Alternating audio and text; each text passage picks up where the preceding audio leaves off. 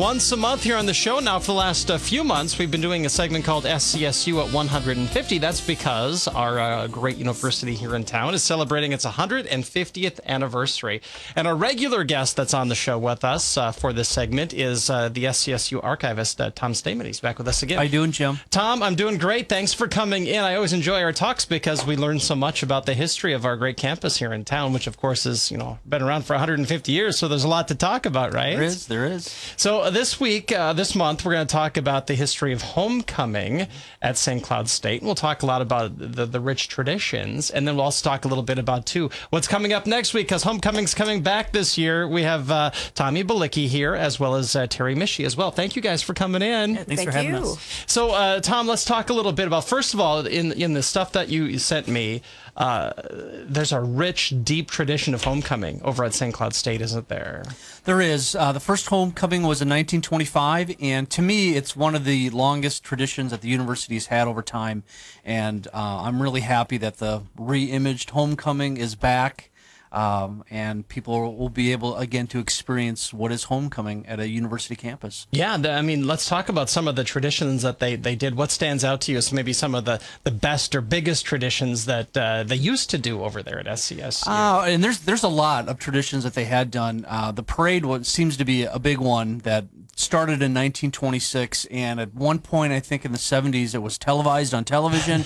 It was on KVSC radio. They had floats from university organizations as well as from the city as well. And we've got some great film from the 1950s in color of these homecoming parades. I think it petered out in the 90s, and it came back after, I think it was in 2005, and I'm not sure how long it went after that, but that's a good tradition. The other one that I enjoy as well is the freshman beanies. I don't know if that is a homecoming tradition, I guess I would say.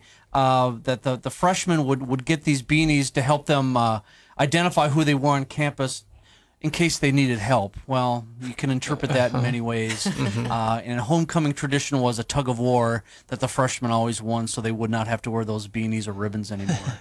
I do. You mentioned the video of homecoming parade down West St. Germain Street. You sent me that video footage, and we're going to put it up on our website so people have a chance to see it. On a side note, if you watch the video, you'll see that WJON apparently was downtown at one point because there's a WJON sign in the backdrop. So that's kind of cool too for me personally to see that. So that's neat. Homecoming buttons were a big thing too. I mean, there's a lot of mentions of homecoming buttons and people wearing their SCSU pride on their shirts and jackets and such. Right, and that was to raise money for homecoming activities. And now I don't remember when it was in the 40s. I know I have it in my timeline. I don't remember off the top of my head, but that was a great tradition. And one of my favorite homecoming buttons was from the early 1970s. It was a button. I didn't send you the picture. I should. It says "Stop the War," and then in little letters after it had warriors. So it was playing off of who the homecoming opponent was in football that year.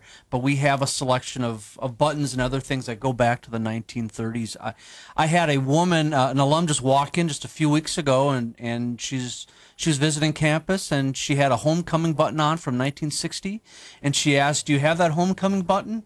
I said no. She took it right off her blouse, gave it right to me, neat. And we put it in. We have a little display case in archives where we have the homecoming buttons on display. But that's a great tradition of plays on common themes or future or current events. So I enjoy that very much. Oh, yeah. We should go back to in 1968, which was the centennial year of SCSU. There was a torchlight parade that year. That sounds cool. Yeah, we've been doing homecoming research in archives over the last year, just trying to figure out what the dates were and what the things were going on. And seeing that as part of the centennial, like they had a centennial torch lit. And I believe then they had a tradition for at least 10 years or so of having a torchlight parade. And we have images and archives of a parade, and people are carrying torches. That's neat. That's neat. Let's talk about the tradition of homecoming queen, mostly, and a little bit of king, too. So that was a big deal. In fact, a presidential candidate stopped in town to name the queen one year. That's cool. Dwight Eisenhower? Yeah. Absolutely. 1952, he crowned the homecoming queen on the steps of the Stearns County Courthouse. And we have film of this, and I don't know if you saw it, Jim, or not. But I did. But when I saw it for the first time, I almost fell off of my chair. I could not believe that he had crowned the queen on the steps of the county courthouse. Yeah, Joyce Peterson, Joyce Pearson was her name, 1952, and again, we'll put that on our post on our website later too, so you can see that. Interesting turn of events. Was it in 1972? They abolished the practice of homecoming queen because it was too sexist. So back in the 70s, you know, they decided that that was not something they wanted to continue that tradition. Talk about that. Yeah, that was interesting. I didn't know that. I knew that there was a homecoming queen, and that tradition didn't start until 1940 when Betty Nolan was named homecoming queen. So there's a picture in the St. Cloud Times. She's got this gigantic crown. It looks like it just looks really odd. But I knew that there wasn't a king, but I wasn't sure when they first had started that practice. And again, as you mentioned, Jim, that there was controversy. They said it was too sexist, and they dropped it for a year. But the sororities and fraternities decided they were going to have it on anyway. And then the next year, they decided to have a king. Yeah, so in 74, they have a king and queen. So the very first king was Chuck Lemaire, so that's neat too. So let's bring in let's talk a little bit about what's happening next weekend for our this year's event, Terry and Tommy. Did you guys look back and kind of maybe lean on some of the old traditions so that you can kind of bring them in to this year's homecoming, or did you really want to just kind of set your own course, or how did you kind of decide what you wanted to do this year? Well, I think there is a combination of that. You know, knowing, you know, definitely we have our past, but one of the things also is how do we reinvent homecoming? How do we start new traditions here at St. Cloud State?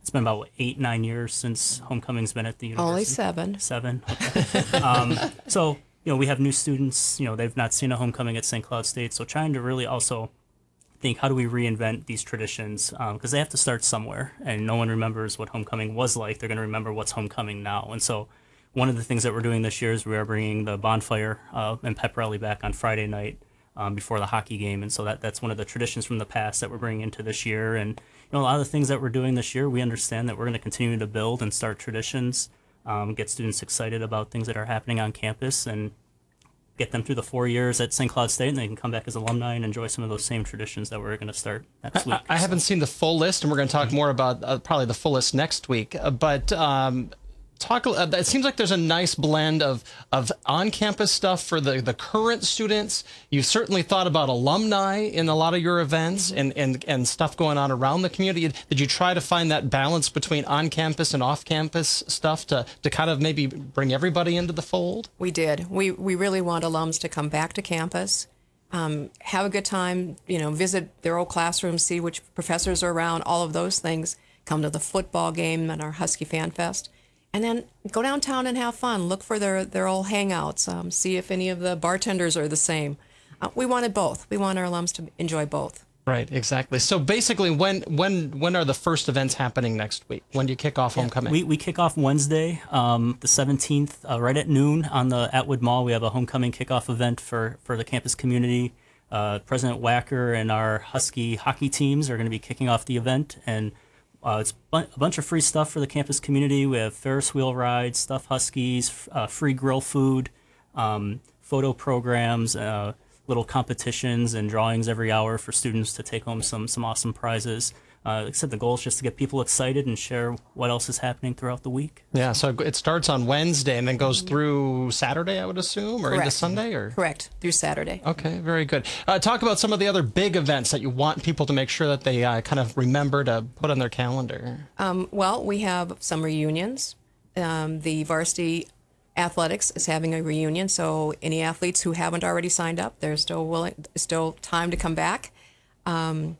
The Herberger Business School is having a reception, and during that, they're honoring a few of the retirees. Some of our faculty have been around for a long time. I hope I can say that. But they're now going to be retiring at the end of the year, so we're recognizing them.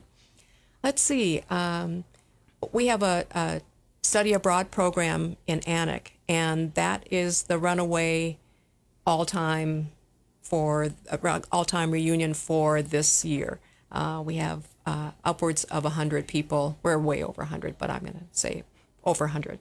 And they're going to have a reunion at Old Brick House.